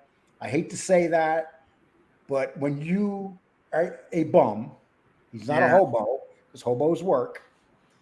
When you're a bum and you start traveling to places like Portsmouth, and you think that you can go there and be a bum, you're going to learn very hard you can't be a bum in New Hampshire. You can't go to Vermont and pull that crap. And those are very liberal states, but you know what? Those are liberals with money. They don't like when people are hanging out in their neighborhoods and stuff. They like when they can help you from a distance. From a distance, behind the wall, right? Yeah. Behind their gates, right? And their pool. Somebody asked what my channel is. Sit down, look, to sit down, making, something, but you know what? Sit down. You're over here talking that snap and stuff. But you know what? Me and my Whitakers, we still have a much busier life than you do. Somebody asked my channel. It's just Tommy Stiggs. My channel is just Tommy Stiggs, guys. Somebody asked before in the chat. It's just Tommy Stiggs. If you search Tommy Stiggs, you'll find it. Yes, that's the thing. It doesn't matter who you guys bring on the show. What really matters is what people are watching. So you get all those. Let me tell you something. It matters who you bring on the show, as long as they don't want boring people on. There's some people on here that you see all the time on these channels, and they're boring. Started off. This show is a perfect example. You started off with a good guest. You moved along. You got into your other guest conversation. Somehow I got on the show tonight. I have no idea how, but now we're just shooting the shit. Because you're always welcomed here, because you come here respectfully.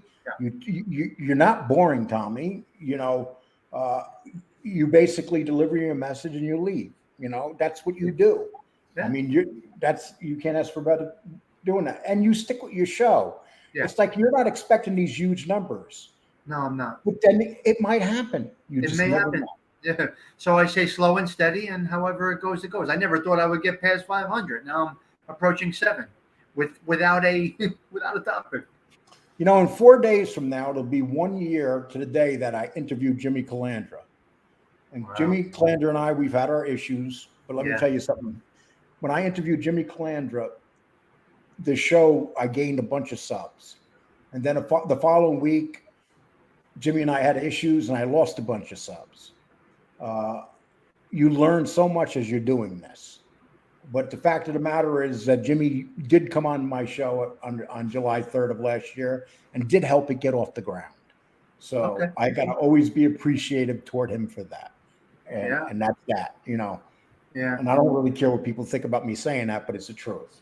So you can't, you got to take people for what they did for you and how they were to you. Now, I got to be honest with you. Some people may not like Angel, but Angel got me over a hump. Now, some people may like, some people may not like. That's their opinion. That's great. Whatever works for you. You just said something that made a great point. Some people may not care for him. He got you at a certain point, and now you took it. You took the ball and ran with it. Eddie Michette says, and I got this is for you. This is for you, Tommy. Eddie Michette said everybody should go give Tommy Stiggs a sub. He needs to get the 1,000. That's it's nice. Free. Even if you don't watch it, still hook him up. And Thank you, Eddie. subscribe. I agree with that, Thank you, Eddie. people. Please hit him with some subs. Get him to 1,000. That's Please. nice of you, Eddie. Thank you. Eddie checks in. He comes in the morning. Thank you. I appreciate that, man. That's nice. This can't be wrong. Everybody go subscribe to Coffee with Pigs. Are you making coffee? They're making fun of me. 1G. You know they're making fun of the way I say coffee. No, that's how I spell it, Lee. Oh, is it? Yeah, that's how I spell it. I thought they were making fun of the way I talk. No, I spell it that way. They know. So here's how you know that this is a Jeff thing. 2 accounts are here called Ray and Lorraine Whitaker. Yes, Jeff, because you put them up to it, or it's you. That's it. I don't know what that That's is. it, Jeff. There's nothing else special about this, Jeff. Nothing. Hey, arm distance. Hey, Jeff, I hear that you were one of the guys in the running for that interview with that we had, but you didn't get it. He went to the little guy. Think about that, Jeff. Sometimes Lee, people just want to go other places to be interviewed. You're going to keep growing, Lee. Just keep doing what you're doing. You're good. The day they blow past Jeff, I'm going to go like this. Bye, Jeff. You're in my rear window. You're in my rear window. Jeff, Mark my word, Jeff. I enjoy Jeff. I don't have a criticism. I like Jeff. No, Jeff's got a good show. Jeff's I enjoy solid Jeff. guy. No, Jeff's got a good show. He's a solid guy, but there's a little streak of jealousy there, So, I'm going to let him have it. Okay. He should have stayed around South Station in Boston, could have walked right down to Whitey's old neighborhood, hung out at the old colony housing projects. John, I was wondering the same thing. Whatever possessed that man to go over to that place, to go to Portsmouth? It made no sense. Tony puts these things in his mind where life's going to be good. I'm going to go to this little town and everybody's going to be there going, yay, the bum is here. Let's everybody take the bum underneath our wing. No, they don't, because he's basically a sleazy bum. There's 2 kinds of bums. Okay. Once again, let's see. Lee and Jeff are funny looking. Okay. Listen, watch this, people. Want to see me really piss them off? Drop the link, Lee. I'm getting sick of your underhand comments. Oh, come on. You got to deal with it, Jeff, because you were making them in your show today toward me. So you get no link, brother. I'm about to close the show out. Yeah. Well, you're going to have to sit and stew. Okay? I just want you to understand. I want you to think about the fact that I got the Wild Bill Catullo's son. I know you were fighting for that too, Jeff. I heard things in the grapevine. See, there's the chemistry with you and Danny. You know what I mean? That's why that interview. No, he didn't. You know what? He didn't do that for me. He did that because Danny was in knew the same people. Yes. Bill Catullo would have never came here for me. He came here. But you worked off each other and it went well. Yeah, Bill Catullo did it because he heard about Danny in the streets. They had certain friends the same friends. Otherwise, I would have never gotten that. I'm getting good compliments in your chat, Lee. I'm getting a nice drama-free morning. Starts the day off nicely. Big Tommy Stig supporter here. Please go to sub to his channel. Guys, when I get over there and check your channel, I better see 1,000 over there. You got a good chat crew here, man. Code of the Street, how you doing? Everything is well. Boy, everybody's kissing your ass over here today. Tommy is a complete gentleman. It's appreciated. He's dropping bombs. Dude is playing with his hair right now. No attacking Jeff Nadeauin here, okay? Even though Jeff bought a couple Whitakers in here to bust my chops today, we forgive him. Okay? Wow. Okay, he would have got beat up in Boston eventually. Trust me. Oh, he would have got an Irish ass beat down. That's what he would have got, especially if he went over to Whitey's old neighborhood. Would have had a longer run than Portsmouth. Yeah, I don't even think he's in. What did he say? The Nazi cops ran him out of Portsmouth. I don't know. I don't really watch. Irish Mob wants to know what's your name of your channel. Tommy Stiggs, Stigs. Tommy Stiggs. Very Yeah. simple. Yeah, Irish Mob, just go over there. Hey, Tommy Sticks. he even likes to drink Irish coffee, Irish Mob. So if you know some Irishmen that have a YouTube account, get them over to Sticks. Let's Coffee push every morning. 7 a.m. Tommy. coffee every morning on I call it this channel of mine. If you guys all go over there, Tommy can have 1,000 subs by tomorrow morning. Oh God! Wow. Okay, and then he'll be walking around. You think he's trying to look good in the mirror now? Picture him with 1,000 subs. He'd be drinking 2 cups of coffee. Yeah, 2 at a time, right? I think Pizza went to New Hampshire, not Boston, to stay low for a bum staying low in Portsmouth. I don't know the area. If you're a bum and if you want to stay low, you stay in Boston because there's a lot of bums in Boston. You But don't go where. New York? What about New Huh? York for that? What's that? What about New York for that? Isn't that more? No, he was afraid that somebody was looking for him on his street. But that is the place to be if you're in that situation, yeah or no? I'd rather be in Boston. Okay, I don't know. Yeah, you know what? Boston's probably smaller. It's not too small, Uh-huh. and they're very liberal. He can get a lot of programs to help him there. Oh, He doesn't believe in programs. yeah. You know why he won't stay? He won't stay at a shelter because you got to give up stuff when you stay at a shelter.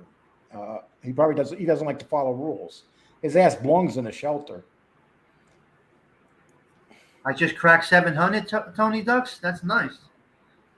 Did you? How many did you have coming in here? 690, 680, something like that. Okay. Lee, Slow why and wouldn't slow. who wouldn't want to interview Kevin Weeks? Of course I would interview Kevin Weeks. Are you kidding me? You know who Kevin Weeks was, right? Who? He was No. part of, he was the one that testified against Whitey Bulger. Oh yeah. He was part of Whitey Bulger's crew. See, it's just no good. It never ends well, man, for anybody in there. Isn't it kind of Anybody. ironic though, how Whitey was an old man and he thought he was going to die of old age and he wound up getting killed by It's a mafia guy and got his Okay. eyes poked out, both of them. The guy ripped his eyes out of his head. It's so it all. So those were lifers that did it to him, I'm assuming. It was one guy. He was one of the families. I can't think of his name right now. He was one of the families, and he knew that Whitey was coming in, and he took him out. He was a lifer, I'm assuming. Yeah, I believe he was. Yes, he had nothing to then- lose. What did I But have? he still did the hit. I mean, and no one did. He did the hit because he said the guy was a rat, Yeah. and he was in prison for not ratting. The Italian guy. Wow. That's crazy. Has That's 11 in the hardcore. chat. Oh, That's this is why I went down to 170 people, because Gunner's on. He has 11 in his chat, and Lefty has 16. They stole 27 of my subs. Yeah. I can guarantee you. Oh, was Lee, it I was Japanese just wondering, guy? without a car, how does pizza get around? Train, boat, plane, laugh. You know what, Brian Press? Freddie One King. thing, people can say what they want about Tony, but he knows how to survive. You could put that guy out in the street and he can survive. He's a chameleon. He can adapt to his situations. If the world came to an end tomorrow and we lost all our computers and everything, Tony would be one of the survivors because he knows how to survive out in the streets. It's that simple. But he's getting around just by bumming from people. They're all saying Genovese guy. Yeah, like you said, that did Yeah, that. Genovese guy. Yeah. Wow. Oh, Patrick Nee, that's the one you. Oh, I would. Thank you, Irish Mob. Irish Mob, if you can get me any of those good Irish guys, you know, if you can make a call and use that nice Irish accent of yours, and talk them to coming out, tell them that I'm 30% Irish. The Westies, there were some good guys, man. There were some good guys. I knew one tried to help me out when I got in trouble, tried to get me a job at the Javits Center. It didn't work out, but, you know, in the criminal world, a lot of people work together. An Italian guy might call an Irish guy for a favor, vice versa. They sent me over to the Javits Center. It just didn't happen to work out, but, you know, a Westies guy tried to help me out based on what Italian guys reached out to them, you know? Lee, you should credit my video for finding out about Whitey. Got 90K views. Jeff, I hope you get 10,000 to 200,000 views per video. I only wish you the best, Jeff. All good, man. That's it. I never worry. I might joke around with you. No, I don't wish you anything but the best. no, you can't do that. There you Freddie go. Goose, Genovese family, Springfield. Yep. Wow, Thank you. Genovese guy.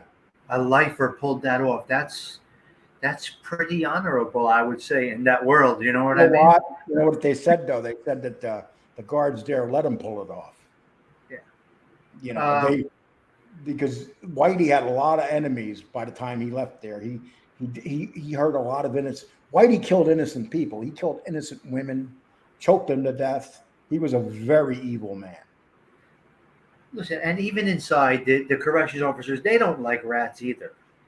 The ones that aren't protective, they got to make sure that they're protected. But they, I saw a guy get his head split with a mop wringer, right? And they knew on the block that he was, what do you call it? A dry snitch.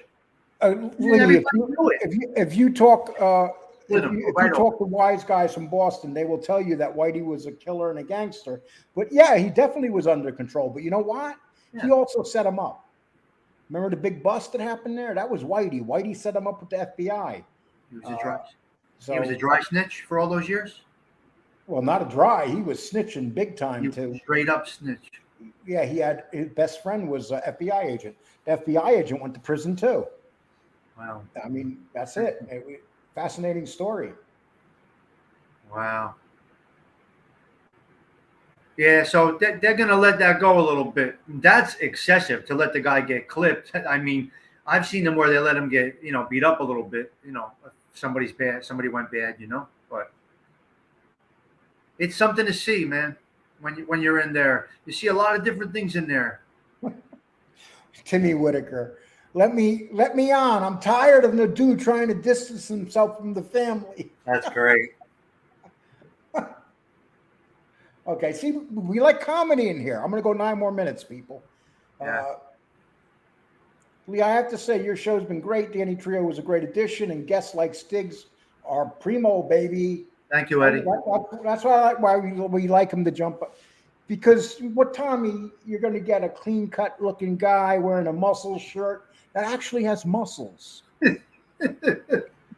What's worse than a muscle shirt with a guy with no muscles? Oh my I mean, if you God. want to see a muscle shirt with no muscles, go to Lefties.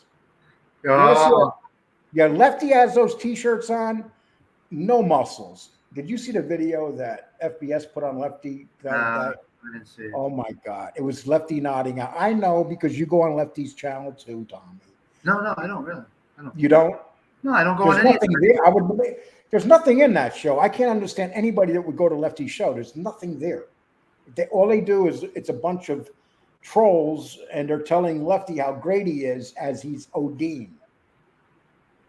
Lee, I don't go in any of the drama channels anymore, Lee. I'm on it, to be honest with you. But Whitey didn't rat on Ray Patriarcha when he could have. Yes, because he ratted on the faction of the family that Patriarcha wanted to get out of the way. Oh, So he was kind of helping Patriarcha when he did that. it's a ruthless being. It's a ruthless life. It's no good. I keep the guy has been in the whole time, but never got charged with Whitey's murder. Wow. Hey, I guess he's doing life. Why did they want to charge him? Stiggs is at 701. Let's see the power of Lee's chat. Get him up subs, baby. You guys are great. People, let's prove it. Let's get him to 725. We need 25 of you guys. Lee is Okay? great. There's 152 of you guys in here right now. You guys are jumping out of here now. I guess you're tired of me after 2 hours. Turned out to be a good night. As you leave here, run over there, get him some subs. Tommy Get him Stiggs. to 725. Show Click him it. the power of this show. Get some 725 is the magic number. You're going to be at 725 tomorrow. I have some You guys enjoyable will make videos. sure- You guys will enjoy it. Just think, guys, here's what happens. Here's the bonus you get if you go to Stiggs and subs. Tomorrow morning, when you're up and you're having a cup of coffee, you're not going to be alone. It's going to be with me. And not only that, he's going to look like he's been awake for 3 hours. It's crazy. He's going to But be I have, looking, in the mirror, looking healthy. He's going to be looking in the mirror. And when Oh you're my not God. looking, he's going to go like this. He's a mirror looker. He's the type of guy. Tommy Stiggs is the type of guy. If he's walking on the street, He's one of those guys that glances over at the glass to see himself walking. You're so vain, right? Yeah, you're so vain. That's a perfect song. Matter of fact, that should be your opening song. You're so vain. Yeah. So you can go 30 seconds or so with a song, huh? Or they block you. Tommy Stiggs, I threw you a sub, buddy. Thank you, Seymour, and thank you for the information about the guy that clipped Whitey. Thank you for that information. He was I think he was the first one to put it up. Lee can definitely get it done. I seen him make Gunsmoke. Gunsmoke has me on his show regularly now because he says that I prostitute him very well. I get him all sorts of money. The last time Gunsmoke and I did a show, he made $200 in the first 10 minutes of the show. You know, Lee, I get a few dollars here and there. It carries my StreamYard, what do you call it? Subscription. And I'm happy with that. They're like, here, they send me a cash app. Go buy coffee, Stiggs. Sometimes I do a wine down at night. They're like, here, Stiggs, here's 20. Go buy a bottle of wine for the wine down. Don't ever show up on StreamYard with the duck up in the corner. No, I don't. I have the subscription. Okay. Because if you put the duck in the corner, that means you cannot pay your bill. Yeah. That means your rent's probably late also. Yeah, well, that might be something, but that's a whole other topic. But yeah, that could be true also. But I don't have the duck. I have a subscription, and they hit me on the Cash App, and it keeps it going. It's good. Timmy Whitaker, Nadu, come home. Mama miss you. Ray miss you. The rain miss you. I miss you. Oh, you know what's funny? Jeff Nadu is the one that started this whole Whitaker thing, and now he's upset about it. Look what Tony V just put. They're holding 2 guys that hit Whitey. Another guy from the Boston area. So 3 guys did that? I guess. The one guy did what you said, but the other 2 might have been accessories, right? Bomb Funk MC, just subscribe to Tommy. Guys, I'm going to end the show now, but I'm going to go over and look at Tommy's subs. Listen, I want to see how powerful we actually are here. Good chat. We'll be most likely, Danny and I will be back here tomorrow, and we're going to be doing a show. Awesome. You're welcome to come back. Tommy's been great. I'm going to let you out of here now. All right, Thank Lee. you so much, Hey, my man. Good I talking to you. appreciate it. Hey, thank you, chat, guys. Thank you. Appreciate it. Lee, have a good night. You too. All right, ciao. Thank you, people. Had a great show today. We went a little bit longer than usual, but I want to thank everybody, and I'm sorry about the little issues we had with our guest internet, but he lives up in the backwoods of Wisconsin. But everybody, take care. Thank you so much. Please go sub to Tommy. Let's help him out. Tommy Stiggs, good guy. Go sub to him. Take care, people. Have a nice one.